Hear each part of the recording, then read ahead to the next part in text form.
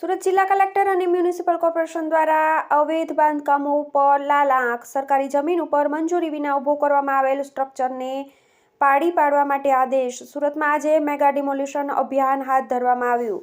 સરકારી જમીન પરથી દબાણ દૂર કરવા મેગા ડિમોલિશન કરાશે. સુરતના કતારગામ, પાલ વિસ્તાર સહિત અડાજણમાં મામલતદારની હાજરીમાં કામગીરી પૂર્ણ કરાઈ. કતારગામના સર્વે નંબર 40 પૈકીની યુએલસી ફાઝલ જમીન પર થયું ડિમોલિશન.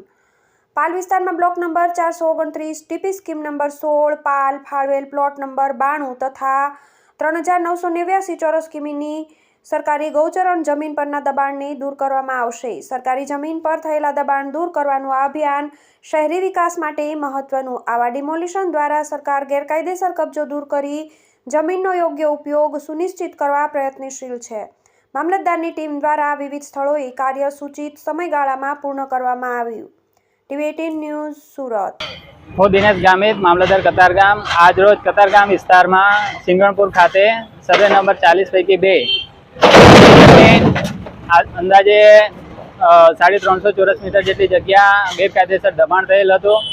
જે દબાણ અત્યારે દૂર કરવાની કામગીરી અત્યારે ચાલુમાં છે અને અહીંયા અંદાજે 5 વર્ષથી ગેરકાયદેસર પ્રવૃત્તિ અને દબાણ કરતા હોય ઓટો ગેરેજ અને બીજા અન્ય કામગીરીઓ ચાલતી હતી, જે દૂર કરવાની કામગીરી અત્યારે કરવામાં આવી છે. કતારગામ વિસ્તારમાં અન્ય જેટલી પણ જમીનો છે, સરકારી પડતર, યુએલસી ફાજલ જમીનો, એમાં ગેરકાયદેસર દબાણ થયેલ હોય તો ભવિષ્યમાં દૂર કરવાની કામગીરી કરવામાં આવશે.